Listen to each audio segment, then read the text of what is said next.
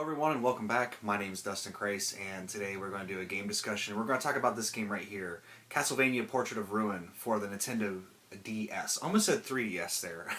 Getting so used to saying 3DS that kind of forget that there was a system before. But yeah, you know, I often bitch and complain about the fact that we don't have any new Metroids out there because I am a huge fan of the Metroidvania. Everyone hates that word, but I love it.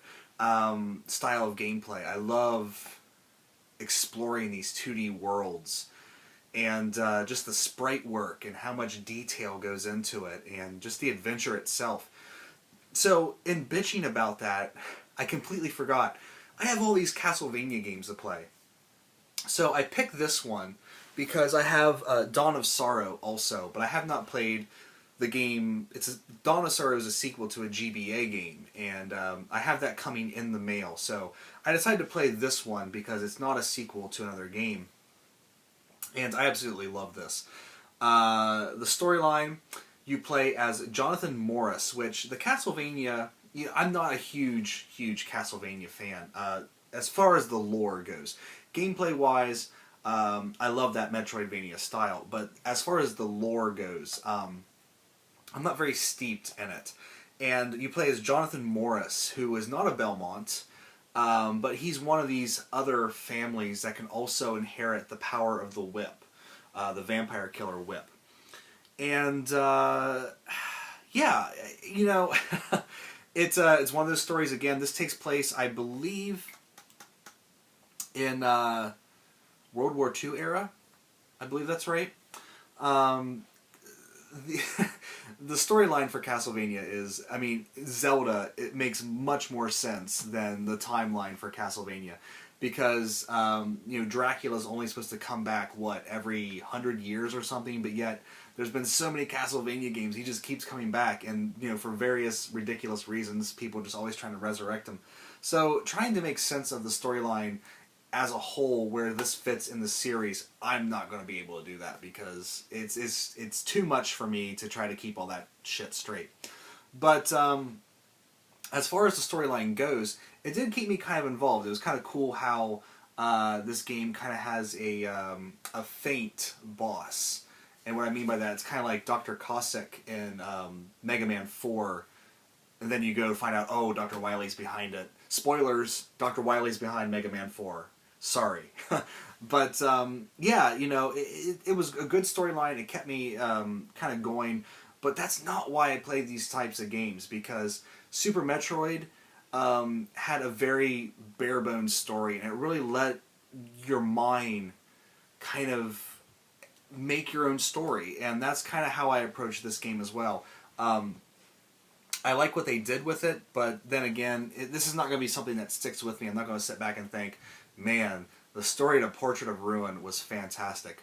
What I am going to think is fantastic is the gameplay. And being a huge fan of that style, this did not let me down one bit. It was really cool to have two characters, although, to be honest, I really used Jonathan more than Charlotte.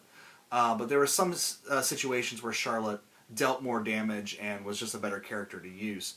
But switching back and forth between the characters, using both characters at the same time to fight enemies and get that extra damage, using the puzzles with both people, that's something that I kind of wish there was more of, that there was more puzzles involving both of the characters. That's something this game kind of let the ball drop on, because if you have two characters that you can position in different places and kind of do different things with, I expect there to be more puzzles involving that, but not really so much.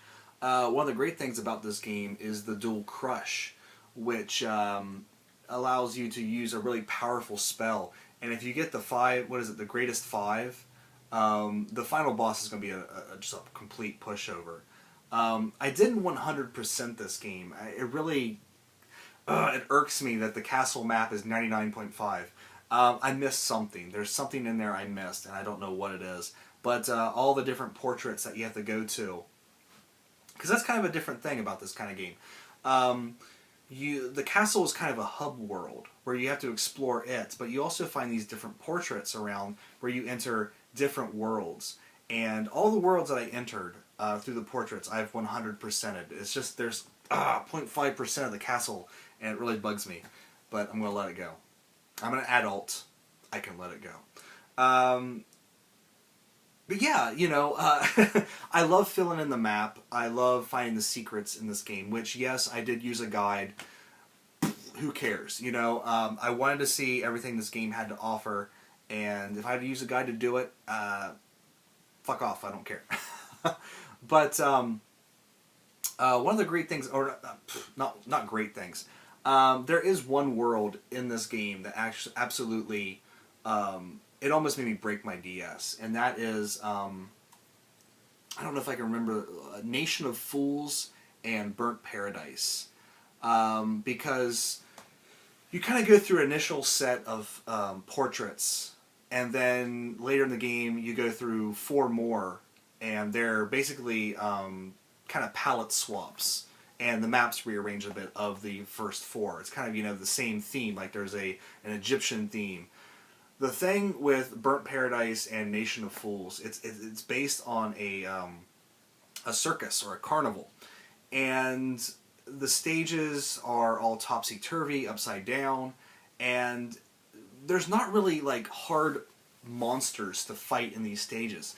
It's a very like platform heavy obstacle course is basically what it is, and there's all these like giant swinging blades to catch you, and it's not particularly hard, it's just frustrating, and it's just frustrating because no other stage in the game is really like that. So when it comes in, it's a nice variety, it's a nice difference, but at the same time you're just like, fucking Christ, I just want to be done with this.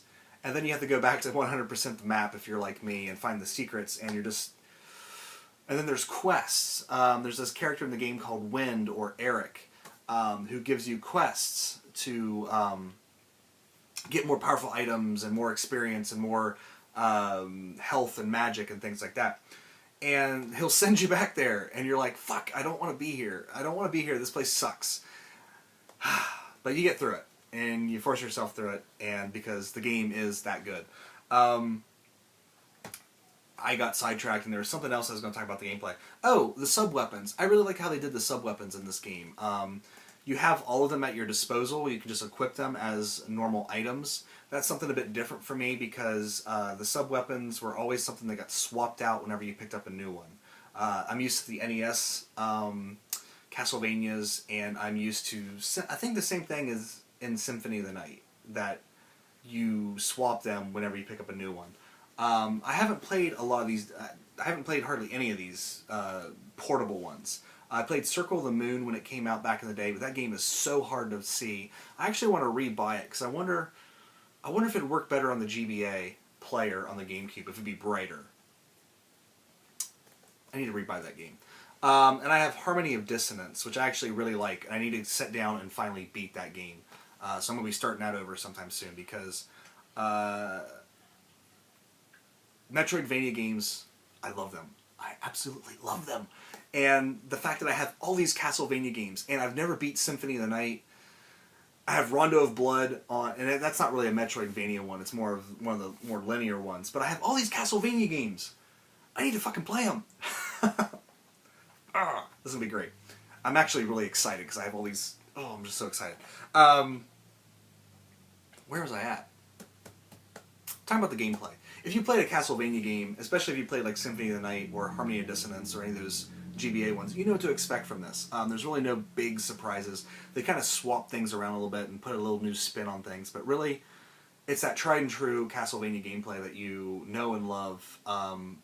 Most people kind of want a go back to this, you know, the more traditional level-based gameplay. But I think after Symphony of the Night, there's really no way that Castlevania can go back to that bare-bones level platforming action game. You know, now they're going into like these 3D realms, and it's like, I want these. This is what I want. So hopefully they keep making these for the 3DS. I don't know if the Lords of Shadow one for the 3DS is a Metroidvania style. So if it is, let me know, because I'll probably pick it up as well. Even though I haven't played the first Lords of Shadow on 360 or PS3. I haven't even bought the damn thing yet, but I might now because I'm in a Castlevania kick.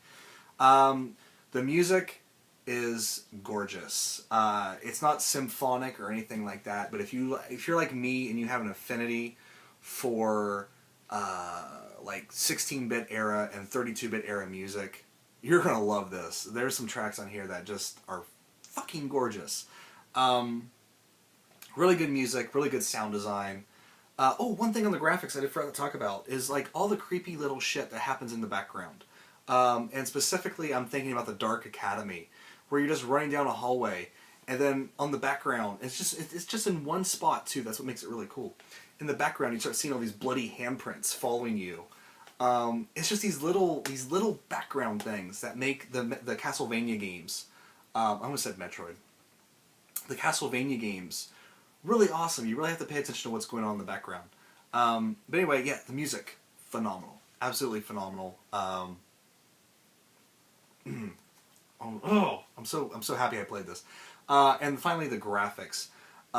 Me being a huge fan of 16-bit and 32-bit era sprite-based graphics, I was in love with this. Just the fluidity of the animations of Jonathan and Charlotte really, really, really floored me. And there's like these little character moments. You know, Dracula, of course, throws his glass wine glass away. You know, in typical Symphony of the Night fashion. He doesn't talk as stupid as he does in that game, but you know. And then the what was his name? Was it Bronner? The sort of fake out boss. Sorry if there's spoilers, but this game's been out for 8 years. So if you haven't played this yet, then and you're watching this, then that's on you. But Bronner, you fight him and you piss him off because of certain storyline elements. See, I'm not ruining everything. Certain storyline elements, you piss him off, and he has this cane, and he's just standing there shaking, and then he snaps the cane against the floor, and it's just really fucking cool to see. I don't know. Anyway, guys, I'm not gonna make this a super long one. If you guys have a DS and you've been hankering for some Metroid Castlevania style gameplay, go pick this up. I think these are actually starting to get a little bit pricey for a DS game. Anyway, they've maintained sort of the late teens to really mid-20 range for a complete copy. So, you know, for a DS game in this day and age, it's getting hard to be a DS collector. I love the DS, and there's so many more games I want to get onto it. I really need to get back into buying it because this game really showed me, as great as the 3DS is and as much potential as it has, man, the DS was a fucking fantastic system. So, anyway, guys, Castlevania Portrait of Ruin. Definitely worth your time, definitely worth your money. I'm really fighting the urge to throw in another Castlevania game right now because I'm not done with this gameplay yet. Do I have another Metroidvania game to play other than... Well, someone alerted to me the fact that Guacamelee, sorry, on the Vita is a Metroidvania-style game. So I might have to get that. Or I might just have to throw in Order of Ecclesia and just continue on. I don't know what I'm going to do. I should play Dracula X Chronicles and try to unlock the PC Engine version and Symphony of the Night. That's what I should do. That's what I should do. I didn't really like Dracula X Chronicles. There's something about the graphics. I really wish I could just play the PC Engine version and Symphony of the Night from the get-go and not unlock it in that new game that they made. I'll do it. I'll do it. Castlevania Portrait of Ruin. Go buy it. That's all that needs to be said. Anyway, guys, I want to thank you guys so much for watching. Take care. I'll see you next time.